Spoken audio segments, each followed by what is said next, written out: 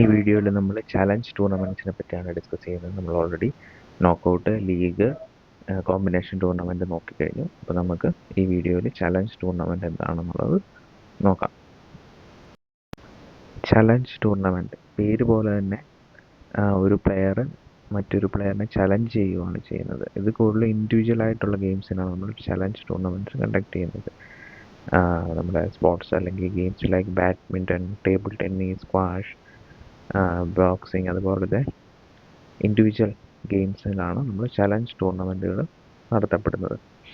Challenge ടൂർണമെൻറ്റുകൾ ഈ സമയത്ത് കൊണ്ട് നടത്തപ്പെടും. അതിന് ഇന്ന ടൈമെന്നൊന്നുമില്ല, ഇന്ന ഷെഡ്യൂള് അങ്ങനെയൊന്നുമില്ല. എപ്പം വേണമെങ്കിലും ഒരു പ്ലെയറിന് ഒരാൾ ചലഞ്ച് ചെയ്ത് ടൂർണമെൻറ്റ് കണ്ടക്ട് ചെയ്യാം.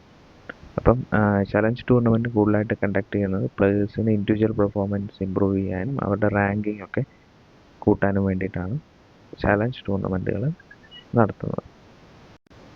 Challenge tournament 2 ടൈപ്പാണുള്ളത്. ലാഡർ ടൈപ്പും പിരമിഡ് ടൈപ്പും.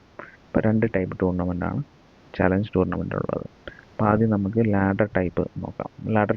ലാഡർ എന്ന് പറയുമ്പോഴേ നിങ്ങളുടെ ഏണി, അപ്പം ഏണി പോലെ ഉണ്ടോ, ഓരോ ലെറ്റർ വെച്ച് കൊടുത്തിരിക്കുന്നുണ്ടോ. അപ്പം ഇതൊരു കാർഡ് സിസ്റ്റമാണ്. ഇപ്പോൾ ഓരോ കാർഡ് ഇതിങ്ങനെ ഈ ക്രമത്തിൽ ഇങ്ങനെ അവരുടെ പെർഫോമൻസ് അല്ലെങ്കിൽ അവരുടെ പോയിൻ്റ് അനുസരിച്ച് ഇതിങ്ങനെ കൊടുക്കും. അപ്പം എ ആണ് ടോപ്പിൽ നിൽക്കുന്നത്, ഫസ്റ്റ് നിൽക്കുന്നത്.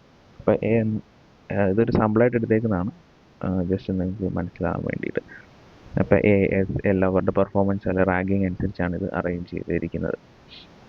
അപ്പം ജി, ഇ. അപ്പോൾ ഇ ചലഞ്ച് ചെയ്യുവാണ് ജീനെ. അപ്പം അവർ തമ്മിൽ മാച്ച് നടക്കും. ഇ വിൻ ചെയ്യുവാണെങ്കിൽ ഇയുടെ പൊസിഷൻ അങ്ങോട്ട് കയറും, ജിയുടെ സ്ഥാനത്തോട്ട് പോകും, ജി താഴോട്ട് പോകും. നേരിട്ടൊരിക്കലും ജിക്ക് എയുമായിട്ട് മത്സരിക്കാൻ സാധിക്കത്തില്ല. അവരുടെ റാങ്കിങ് അല്ലെങ്കിൽ പിരമിഡിലോട്ട് കയറി വരണമെങ്കിൽ അല്ലെങ്കിൽ ലാഡർ ടൈപ്പിലോട്ട് ടോപ്പിലോട്ട് എത്തണമെങ്കിൽ എന്ത് ചെയ്യണം, തൊട്ട് ടോപ്പിൽ നിൽക്കുന്നവരുമായിട്ട് മത്സരിച്ച് അവർക്ക് അവരുടെ റാങ്കിങ് ഇമ്പ്രൂവ് ചെയ്ത് മേലോട്ട് പോകാൻ പറ്റത്തുള്ളൂ. ഈക്ക് ഒരിക്കലും എയുമായിട്ട് ഡയറക്റ്റ് മാച്ച് വെക്കാൻ പറ്റത്തില്ല. അപ്പോൾ അവർ ചലഞ്ച് ചെയ്യും, ഈ ജിയെ ചലഞ്ച് ചെയ്യും, ദെൻ ഈ ജിയുടെ സ്ഥാനത്തോട്ട് പോകും. ജിക്ക് പിയെ ചലഞ്ച് ചെയ്യാം. പി വിൻ ചെയ്താൽ പിയുടെ പൊസിഷൻ അവിടെ തന്നെ, ജി അവിടെ തന്നെ നിൽക്കും. ജി വിൻ ചെയ്യുവാണെങ്കിൽ ജി ടോപ്പിലോട്ട് കയറും, പി താഴോട്ട് പോകും. അങ്ങനെയാണ് നമ്മൾ ലാഡർ ടൈപ്പിൽ. അപ്പോൾ ഇതിന് കുറച്ച് റൂൾസ് ഉണ്ട്. ഓക്കെ, ഇതാണ് ഞാൻ പറഞ്ഞത്. Player can challenge only the player immediately above him. അതായത് ഈ എന്ന പ്ലെയറിന് ജിയെ ചലഞ്ച് ചെയ്യണമെങ്കിൽ ജിയെ മാത്രമേ ചലഞ്ച് ചെയ്യാൻ പറ്റൂ, പിയെ ചലഞ്ച് ചെയ്യാൻ പറ്റത്തില്ല. അതുപോലെ ചലഞ്ച് ചെയ്യുവാണെങ്കിൽ അത് ഇത്ര ടൈമിനുള്ളിൽ 2 ഡേയ്സിനുള്ളിൽ അത് മാച്ച് ഫിനിഷ് ചെയ്യണമെന്നുണ്ട്. അപ്പം ചലഞ്ച് അക്സെപ്റ്റ് ചെയ്യണോ വേണ്ടെന്നുള്ളത് ടോപ്പിൽ നിൽക്കുന്ന പ്ലെയറിന് തീരുമാനിക്കാം, ചലഞ്ച് അക്സെപ്റ്റ് ചെയ്യണോ വേണ്ടോ എന്നുള്ളത്. ഓക്കെ, ചലഞ്ച് മാച്ച് കഴിയുമ്പം ചലഞ്ചർ ഡിഫീറ്റ് ആവുകയാണെങ്കിൽ പ്ലേസ് നഷ്ടപ്പെടത്തില്ല, അയാൾ ആ പൊസിഷനിൽ തന്നെ നിൽക്കും. ജയിക്കുവാണെങ്കിൽ അഡ്വാൻസ് ചെയ്ത് മുൻപോട്ട് കയറാം. അപ്പോൾ ഇങ്ങനെയാണ് ലാഡർ ടൈപ്പ് ടൂർണമെൻറ്റ്സ് നടക്കുന്നത്. ഇനി നമുക്ക് പിരമിഡ് ടൈപ്പ് നോക്കാം. പിരമിഡ് ടൈപ്പ് എന്ന് പറയുന്നത് ലാഡർ ടൈപ്പിൻ്റെ അഡ്വാൻസ്ഡ് ഫോമാണ് പിരമിഡ് ടൈപ്പ്. അപ്പോൾ ഇതിൽ സ്ലാബുകളായിരിക്കും ഉണ്ടായിരിക്കുന്നത്. ഓരോ സ്ലാബിലും പ്ലെയേഴ്സ് ഉണ്ടാവും. അപ്പോൾ അവർക്ക് അഡ്വാൻസ് ചെയ്ത് പോകണമെങ്കിൽ ആ സ്ലാബിലുള്ള എല്ലാ പ്ലെയേഴ്സിനെയും ഡിഫീറ്റ് ചെയ്തതിന് ശേഷം മാത്രമേ തൊട്ട് മേളത്തെ സ്ലാബിലോട്ട് ഉള്ള പ്ലെയേഴ്സുമായിട്ട് മത്സരിക്കാൻ പറ്റൂ. ഇത് 2 ടൈപ്പാണുള്ളത്. ഒന്ന് കിങ്സ് ടൂർണമെൻറ്റും സെക്കൻഡ് കോപ്പ് വെബ് ടൂർണമെൻറ്റും. അപ്പോൾ രണ്ടും എന്താണെന്ന് നോക്കാം. അതായത് നിങ്ങളിവിടെ കാണാമല്ലോ, പിക്ചറിൽ കാണുന്ന പോലെ പിരമിഡിൽ ഓരോ സ്ലാബ് അനുസരിച്ച് പ്ലെയേഴ്സിനെ പ്ലേസ് ചെയ്തേക്കാണ്.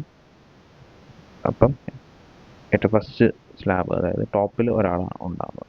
അപ്പോൾ അവരുടെ പെർഫോമൻസ് അനുസരിച്ച് അവരെ പല സ്ലാബുകളിലാക്കി നിർത്തിയേക്കുവാണ്.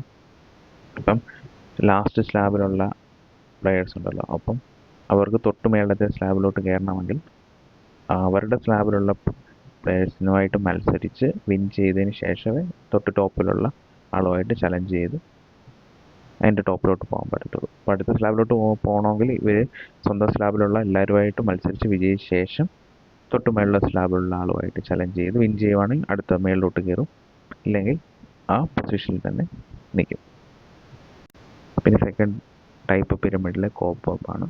അതൊരു വെബ് ചലഞ്ച് വല പോലെ തോന്നുന്നു, അതുകൊണ്ട് കോപ്പ് വെബ് ടൂർണമെൻ്റ് എന്നാണ് ഇതിനെ വിളിക്കുന്നത്. അപ്പം ഇതിൽ കണ്ടോ സർക്കിൾ ടൈപ്പ് പ്ലെയേഴ്സിനെ അറേഞ്ച് ചെയ്തേക്കുന്നത്, അതവരുടെ സ്ലാബാണ് ആ സർക്കിളിൽ.